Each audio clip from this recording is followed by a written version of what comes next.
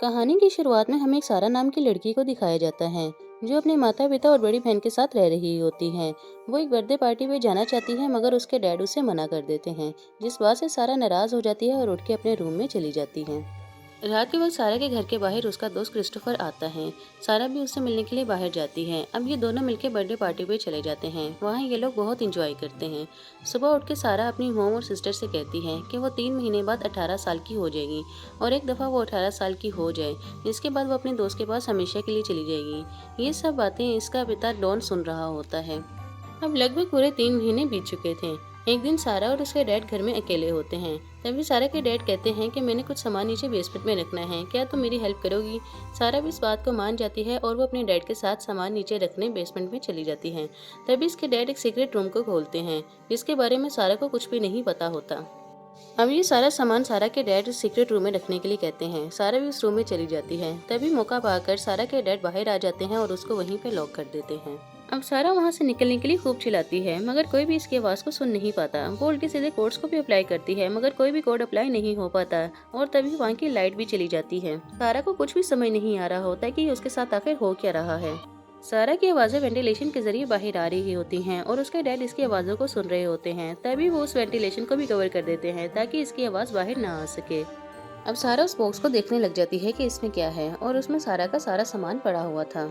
जब सारा की मॉम और उसकी सिस्टर वापस आते हैं तो वो सारा के बारे में पूछते हैं मगर सारा का कुछ भी पता नहीं होता और यूं ही 1-2 दिन गुजर जाते हैं। सारा की मॉम बहुत ज़्यादा परेशान हो जाती हैं। वो पुलिस को बुलाती हैं। पुलिस वाले कहते हैं कि आपको थोड़ा इंतज़ार करना चाहिए, हो सकता है कि सारा आपसे कॉन्टेक्ट कर ले। अब सारा के डैड उससे मिलने के लिए 2 से 3 दिन बाद बेसमेंट में जाते हैं और सारा को भी उनके आने की आहट महसूस हो जाती है। वो छुप जाती है और चुपके से उन पे वार कर देती है और फौरन से दरवाजे की तरफ जाती है मगर दरवाजा तो उन्होंने लॉक करके रखा हुआ था। सारा के डैड को उस पर बहुत ज्यादा गुस्सा आता है और वो घसीटते हुए उसको उसी रूम में वापस ले आते हैं। पहले तो उसे बहुत ज्यादा मारते हैं और बाद में उसके साथ जबरदस्ती करते हैं, यानी उसके साथ इंटीमेट होते हैं। सारा को इस बात से बहुत ज्यादा दुख होता है। वो बहुत रोती है। उसे समझ नहीं आ रहा होता है कि उसके डैड ने उसके साथ आखिर ऐसा क्यों किया है। अब सारा को पूरे 21 दिन यहाँ पे गुजर चुके हैं। यहाँ पे सारा का बर्थडे भी आ जाता है जहाँ पे वो पूरे 18 साल की हो चुकी है।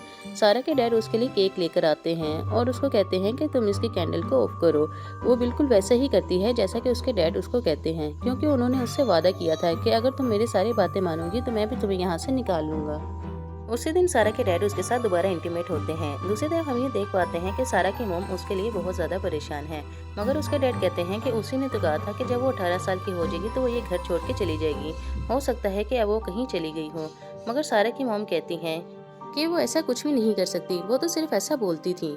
कुछ दिनों बाद सारा के डैड उसके लिए एक टीवी और घड़ी लेकर आते हैं क्योंकि सारा ने ये सब चीजें उनसे डिमांड की होती हैं। सारा ने एक फूड कैन के जरिए एक हथियार को तैयार किया हुआ था जिससे उसने अपने डैड पे हमला करना था, मगर उसके डैड इस हमले को पहले ही भांप चुके थे।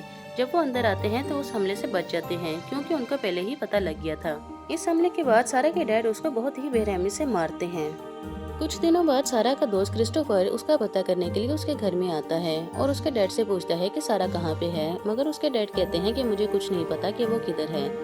अब धीरे धीरे टाइम गुजरता रहता है। सारा को अब यहाँ पे पूरा 1 साल गुजर चुका है। वो प्रेग्नेंट भी हो चुकी है और कुछ दिनों बाद वो एक लड़की को जन्म देती है।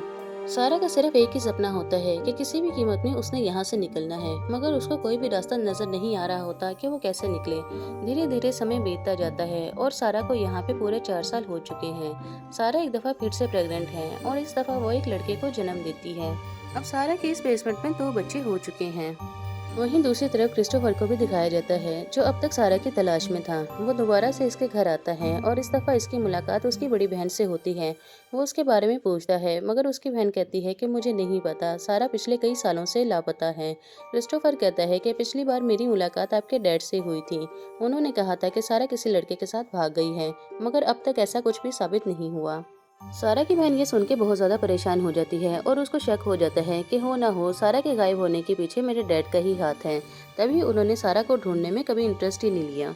दूसरी तरफ हम इसकी मोम को देख पाते हैं जो सारा के लिए बहुत ज्यादा परेशान है और वो किसी भी कीमत में सारा को ढूंढना चाहती हैं। इसी वजह से उन्होंने एक प्राइवेट डिटेक्टिव को भी हायर किया हुआ था, मगर सारा का पिता जो बहुत ही जालिम इंसान है वो नहीं चाहता कि ये सब हो और इसी बात के पीछे इन दोनों की आपस में बहुत ज्यादा बहस होती है। सारा की मोम नाराज होकर वहाँ से चली जाती है और उनको मनाने के लिए सारा के डैड भी वहाँ पे जाते हैं और जल्दी में उनकी जेब से कोई चाबियां निकल जाती हैं जो उसकी बहन देख लेती है।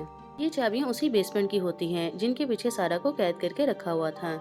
और उसकी बहन ये चाबियां उठा के नीचे बेसमेंट में आ जाती है। वो देखती है कि यहाँ पे बहुत सारा सामान पड़ा हुआ है, जिसको देख के ये बहुत ज्यादा हैरान होती है। अभी वो ये सब चेक कर ही रही होती है कि उसके डैड वहाँ पे आ जाते हैं। मजबूरन इसको वहाँ से जाना पड़ता है। वहीं हम सारा को भी देख पाते हैं, जो तीसरी बार भी प्रेग्नेंट हो चुकी है। इस दफा भी वो एक लड़के को जन्म देती है। वो डॉन से कहती है कि मैं नहीं चाहती कि मेरा ये बेटा अंधेरों में पले, लिहाजा तुम इसे मेरी मॉम को दे दो, वो खुद ही इसको पाल लेंगी। डॉन को यहाँ पे आइडिया आता है। वो सारा से एक नोट लिखवाते हैं जिसमें वो ये लिखती है कि ये मेरा बेटा है और मेरी फाइनेंशियल कंडीशन अच्छी नहीं, इसलिए मैं चाहती हूँ कि मेरे बेटे को आप पालें। सारा की मॉम उसे देख के बहुत ज्यादा रोती हैं और उस बच्चे को अपने सीने से लगा लेती हैं। वो कहती हैं कि मैं ही इस बच्चे को पालूंगी। सारा ने एक और प्राइवेट नोट लिखा हुआ था जो बेबी के नीचे पड़ा हुआ था, जिसमें ये लिखा हुआ था कि मैं सारा इसी घर के बेसमेंट में हूँ। दरअसल मेरे डैड ने मुझे कैद करके रखा हुआ है पिछले कई सालों से, मगर बदकिस्मती से ये नोट इसकी मोम नहीं देख पाती और ये नोट इसी के डैड देख लेते हैं, जिसको देख के ये बहुत ज्यादा गुस्से में आ जाते हैं और सारा को बहुत ही बुरे तरीके से मारते हैं। वक्त गुजरता रहता है और सारा को यहाँ पे रहते हुए अब पूरे 14 साल गुजर चुके हैं। हम देख पाते हैं कि इसकी बेटी भी अब जवान दिखना शुरू हो गई है और डॉन, इसकी नज़र अब उस लड़की के लिए भी बुरी थी। सारा इसकी नीयत को भांप जाती है। वो इस बेसमेंट में किसी भी सूरत से निकलना चाहती है। एक दिन सारा अपने दोनों बच्चों के साथ बैठी होती है कि अचानक से छत से पानी टपकना शुरू हो जाता है। सारा समझ जाती है कि ये जगह कच्ची है, लिहाजा वो उस जगह पे सुराख करना शुरू कर देती है और टॉर्च के जरिए बाहर रोशनी मारती है ताकि कोई इस रोशनी को देखे और उनकी मदद कर सके। वहाँ पे एक खड़ा आदमी देख रहा होता है कि वहाँ पे कोई है जो लाइट को ब्लिंक कर रहा है।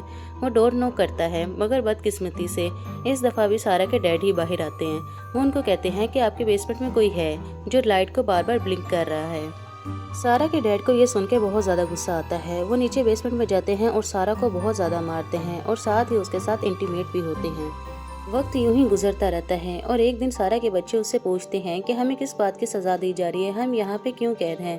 तभी सारा तंग आकर सब सच बता देती है। वो कहती है कि जो तुम लोगों का पिता है वो मेरा भी पिता है और उसने मुझे यहाँ पे कैद करके रखा हुआ है और मैं तुम लोगों को किसी भी कीमत में यहाँ से निकालना चाहती हूँ। सारा के डैड को ये बात पता चल जाती है कि इसने बच्चों को सच बता दिया है। वो दोबारा से एक दफ़ा फिर सारा को बहुत ही बुरे तरीके से मारता है। अब हम सारा को देख पाते हैं जो बहुत ही परेशान है और रो भी रही है। रोते रोते वो उसी दोस्त को याद करती है, यानी क्रिस्टोफर को, जिसके साथ वो टाइम गुजारा करती थी, उससे बहुत ज़्यादा प्यार करती थी और अपने गुजरे हुए लम्हों को भी याद कर रही थी। सारा की सबसे बड़ी चिंता थी उसकी बेटी, जिसको अस्थमा भी था। वो यहाँ से उसको बाहर निकालना चाहती थी ताकि उसको एक अच्छी ज़िंदगी दे सके। यहाँ पे हम उसके डैड को भी देख पाते हैं कि जिसकी जॉब चली गई है और जो उनके पास पैसे थे अब वो भी लग चुके हैं। अब सारा के डैड को ये घर मजबूरन बेचना पड़ रहा था, लेकिन उसको ये भी पता था कि जो भी नई पार्टी आएगी उनके आने से इसका सारा काला सच सामने आ जाएगा। वो नहीं चाहता था कि दुनिया को इसकी सच्चाई का पता लगे, लिहाजा उसने एक प्लान बनाया कि इन लोगों को ये बेसमेंट में ही मार देगा। अब इन सबको मारने के लिए सारा के डैड ने एक दफ़ा रूम में गैस छोड़ना शुरू कर दी, मगर अचानक से वो बेटा जो इन लोगों के साथ ही रह रहा था अचानक से वहाँ पे आ जाता है, जिसकी वजह से इसका ये प्लान इसको ख़त्म करना पड़ता है, यानी इनको मारने का। इसी तरह वक्त गुजरता रहता है और सारा को यहाँ पे रहते हुए पूरे 20 साल गुजर चुके हैं।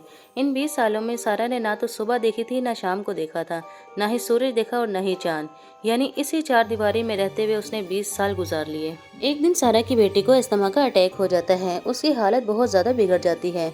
डॉन भी वहीं पे मौजूद होता है। सारा बहुत ज़्यादा मिन्नतें करती है कि प्लीज़ इसको हॉस्पिटल लेके चले जाओ, मगर डॉन साफ मना कर देता है कि मैं तुम लोगों को यहाँ से बाहर लेके नहीं जाऊँगा। मगर सारा की बेटी बेहोश होने लगती है, जिस पे उसको मजबूरन हॉस्पिटल लेके जाना पड़ता है। वो कहता है कि ठीक है, मैं तुम लोगों को हॉस्पिटल लेके चला जाऊँगा, मगर सिर्फ तुम्हें और तुम्हारी बेटी को, तुम्हारे बेटे को यहीं पे रहना होगा।